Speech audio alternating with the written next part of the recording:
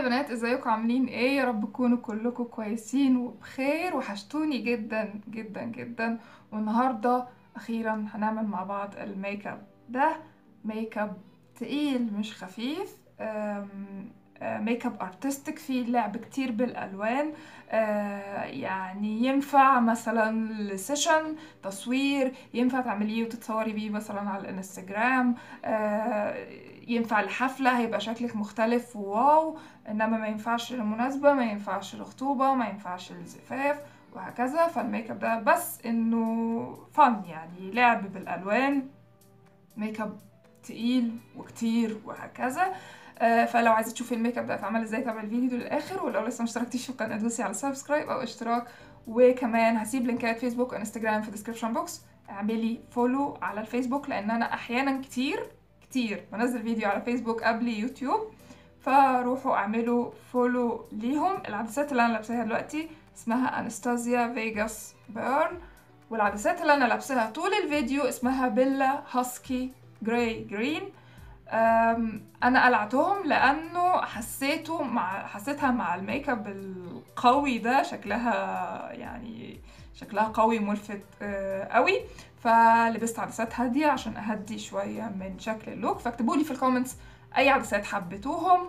ويلا بينا نشوف الفيديو.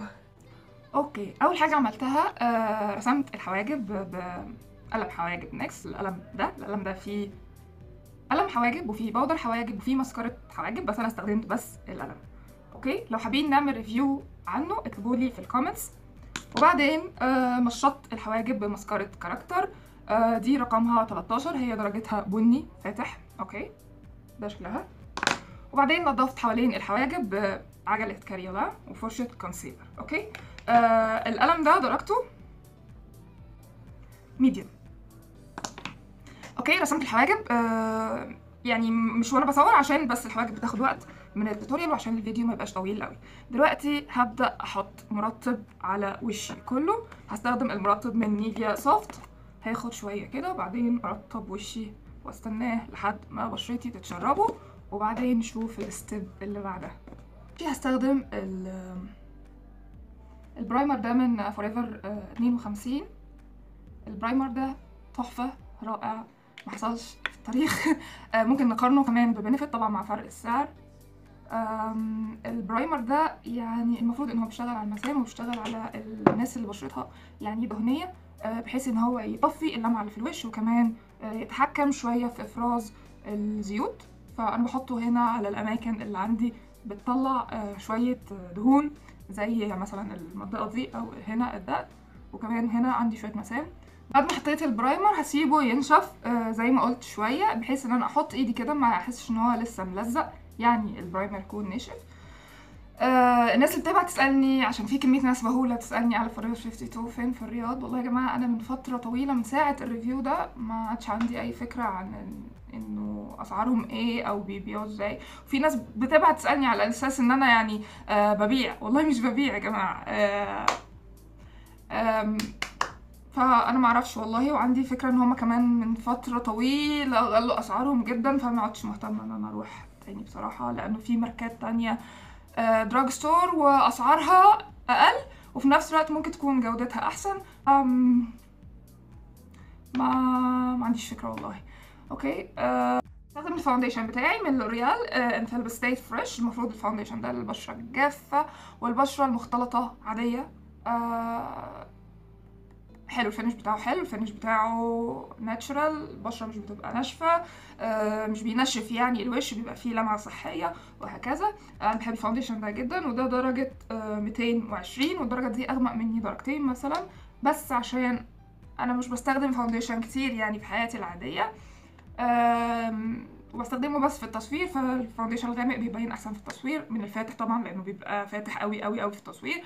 فده درجته 220. ممكن تشوف الدرجه الافتح لو انت درجتك يعني وشك درجه لونك زي لوني. اوكي، اوزع الفاونديشن بالفرشه.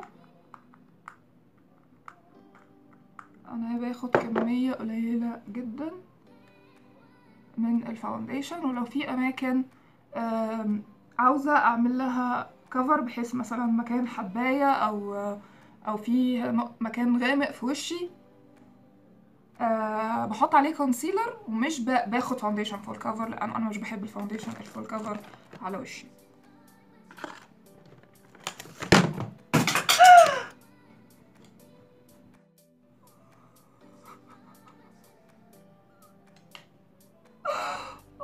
قلبي.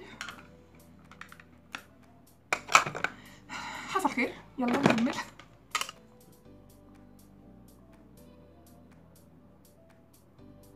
اوكي، بعد ما وزعت يا بنات الفاونديشن كده على وشي،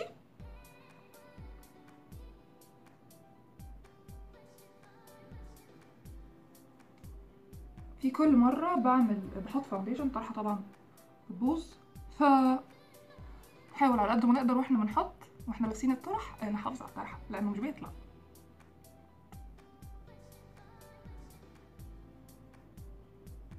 اوكي، بعدين هبدأ اطبطب عليه بالسبونج.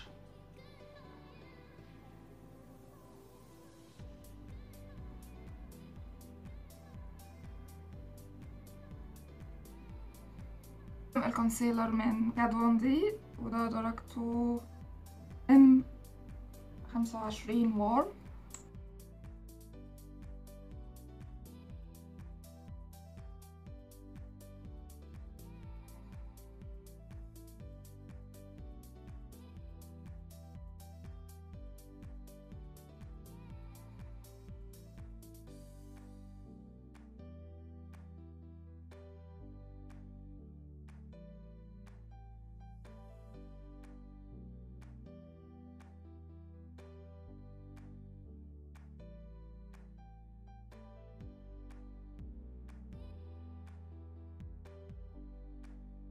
حطيت الكونسيلر، دلوقتي هاخد شوية من بين سيفورا وهحطه يعني هنا على الخدود عشان يقوي لي من لون البلاشر، وعشان يثبت لي البلاشر يعني. اوكي. درجته ناخد كده نقطة، وان شاء الله ان شاء الله اسجل لكم فيديو ريفيو عن تنسفورا، لان تنسفورا ده بقى بالنسبة لي ادمان، وبستخدمه بشكل يومي وبالليل وبالنهار وفي البيت وفي كل حاجة، فهسجل لكم ان شاء الله عنه ريفيو قريبا جدا. بحطه كده وبوزعه بايدي، بعدين هنثبت الفاونديشن الكونسيلر والحاجات كلها بالباودر.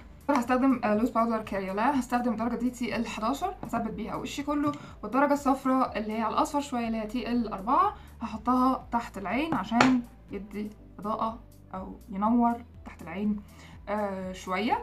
اوكي، فهثبت الأول وشي كله وبعدين تحت عيني. اوكي، عايزة أقول على معلومة مهمة جدا جدا جدا جدا جدا. الناس اللي بتحب تثبت بالبيوتي بلندر اللي هي دي، اوكي، بتثبت الباودر بنفس البيوتي بلندر اللي هي بتدمج بيها الفاونديشن وهي مبلوله. البيوتي بلندر اللي بتثبتي بيها لو انت عايزه تثبتي وشك يعني بالباودر بسفنجه يعني، اوكي، لازم ما تكونش مبلوله، لان وانس ان انت حطيتيها هي كده وهي مبلوله الباودر اتكتلت عليها، فلما بتيجي تحطيها على وشك بتلاقي كتل من الباودر متجمعه في اماكن وبتكتل. اوكي، لما تيجي تثبتي وشك بالباودر وعايزه تثبتيه بالسبونشة اللي هي زي دي، فلازم تكون ناشفه، انما لما بتدمجي بيها الفاونديشن طبعا لازم تكون مبلوله. يا رب تكون المعلومه وصلت. اوكي، يعني الفاونديشن مبلوله، الباودر ناشفه. وطبعا الميك اب اللي احنا هنحطه النهارده ده يعني حاجه يعني ارتستيك، يعني هنعمل حاجه تقيله شويه، تنفع لحفله، تنفع تعمليها وتتصوري، تنفع مثلا مناسبه يبقى شكلك مختلف، انما ابدا مش لفرح، ابدا مش لخطوبه، ابدا مش لمناسبه. تنفع مثلا لو حابه تنزلي صوره مطرقعه على الانستجرام، وحابه تجربي شكلك في ميك اب كتير، يعني ميك اب تقيل وكتير وكده، ف اتس فور فن، يعني حاجه فنيه جدا ومش بتاعت مناسبه خالص يعني. اوكي،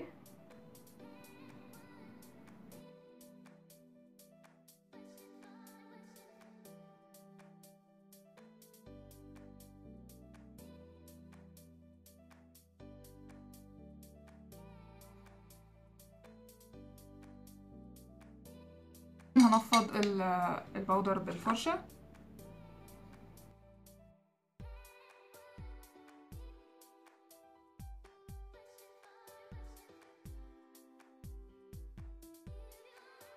هستخدم الكونتور من بوكس تارت تريجر بوكس. هاخد درجة الكونتور اللي هنا، وكمان هاخد درجة البرونزر. هحطه، يعني هحط برونزر وهحط كونتور. اوكي. لو حابه تشوفي ريفيو عن تارت تريجر بوكس ده الوهمي، في فيديو هيظهر هنا في الفيديوهات المقترحه، هحاول اعملها الحركه دي او هحط اللينك في الديسكريبشن بوكس.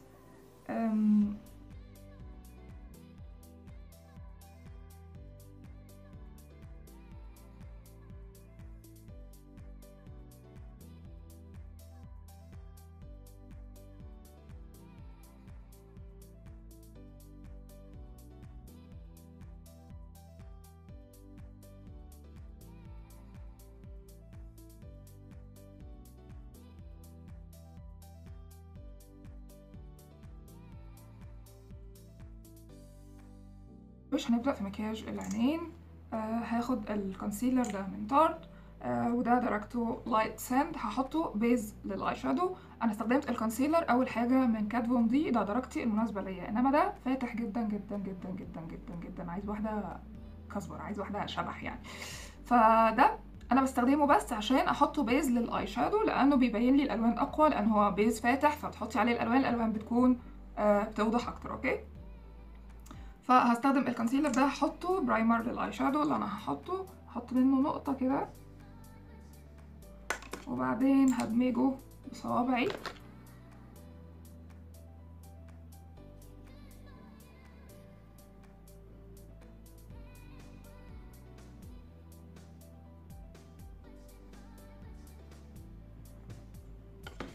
اوكي. والتركه اللي احنا هنعملها في الميك اب ده ان احنا هنستخدم الروج ك بيز للاي شادو، مش البيز ده، لا، بيز للالوان اللي احنا هنحطها. هوريكم ازاي. انا عندي الباليت دي من ان واي اكس. الباليت دي مش عايزه اقلبها لان حاطه عليها انجلوت. دي باليت ارواج من نيكس، هنستخدمها يعني هنحط اللون الاول بعدين هنحط عليه الاي شادو. اوكي. هاخد بفرشه كونسيلر، هاخد اللون الفوشيا اللي انا عمري ما استعملته في حياتي ده. الباليت دي انا بستخدمها يوميا، يعني بحطها كبلاشر. اوكي. هناخد اللون ده الفوشيا يا لهوي ده، هنحطه تحت الاي شادو اللي احنا هنحطه. اوكي. باخد كده وبحطه على الجفن المتحرك بس، وبعدين لو حابه تطلعه شويه لفوق هيبقى لما بيندمج.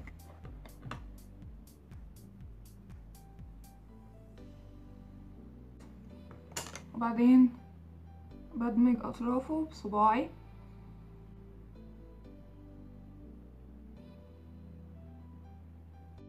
بعدين هاخد الباليت دي من مورفي، هاخد منها الثلاث الوان دول، هاخد اللون الاورنج، وهاخد اللون النبيتي ده، وهاخد اللون الفوشيا ده. اوكي. يعني الثلاث الوان دول هاخد بفرشة فلات، هاخد اللون النبيتي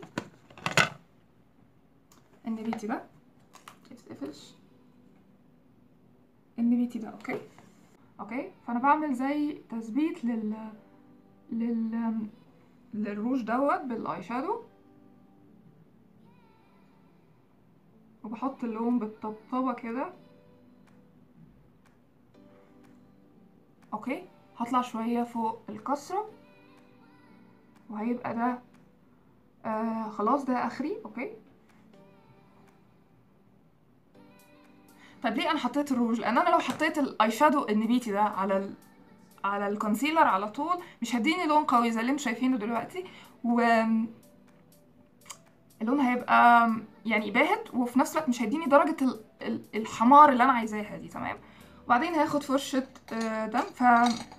يعني دي الفكرة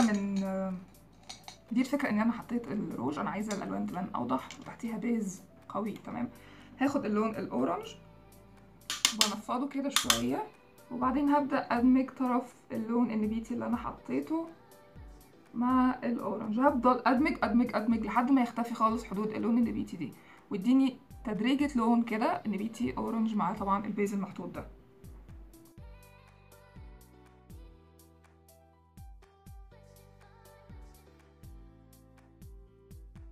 بعدين هاخد نفس الروج هحطه هنا تحت العين.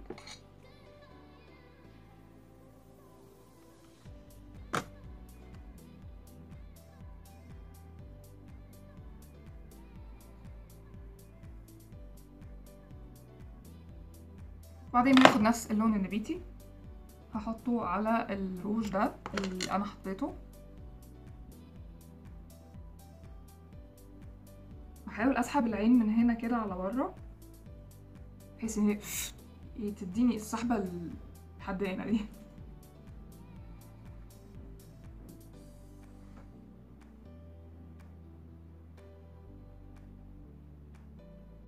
بعدين هاخد اللون الاورنج اللي موهت بيه فوق هنا هحطه تحت اللون ده على الخفيف كده، ادمج طرف اللون النبيتي اللي انا حطيته.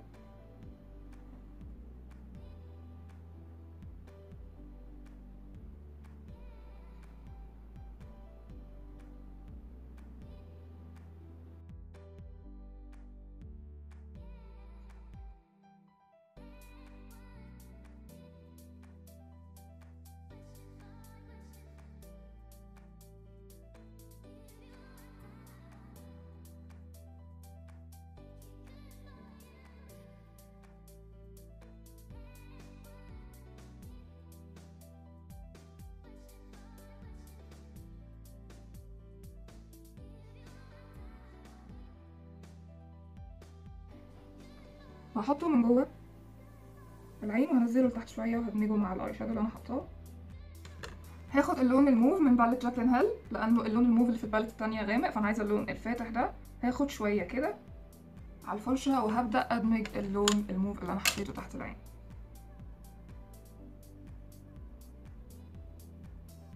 هاخد الماسكارا من ايسنس اسمها برنسس لاشز، كل مره بنسى اوريها، ده شكلها هكتب لكم كل الماتيريال في الديسكربشن بوكس.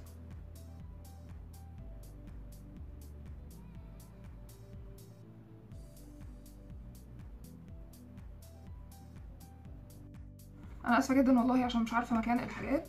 هاخد الدرجه دي، اوكي ممكن اعملها ميكس مع دي. هاخد الدرجتين دول مع بعض وبنفس الفرشه اللي حطيت بيها البرونزر لان انا عايزه البلاشر بتاعي يكون على اورنج شويه، وبالراحه كده بحطه على فوق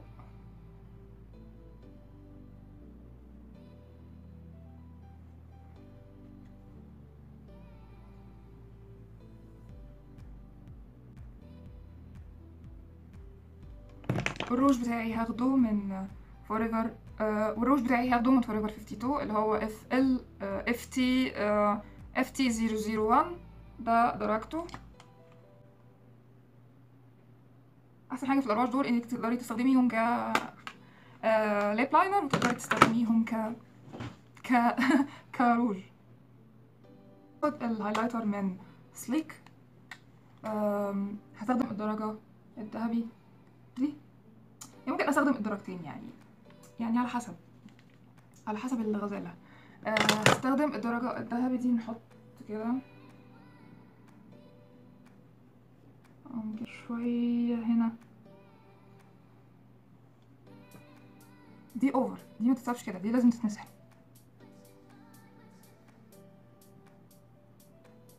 اوكي ممكن اخد الدرجه الثانيه احطها شويه هنا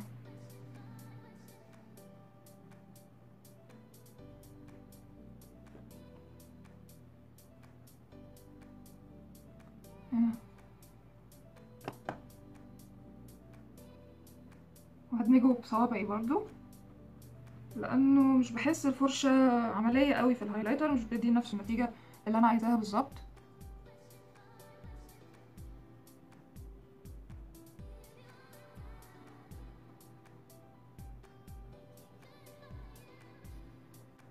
بس كده يا بنات، ده كان الفيديو بتاع النهارده. ركبت رموش وده الفاينل لوك. يا رب يكون الفيديو عجبكم. هسيب لكم كل الماتيريال في الديسكربشن بوكس بالدرجات. هسيب لكم كمان لينك فيسبوك انستجرام، روحوا اعملوا فولو ليهم، وكمان متنسيش تعملي سبسكرايب للقناه. اشوفكم في فيديو جديد وباي باي.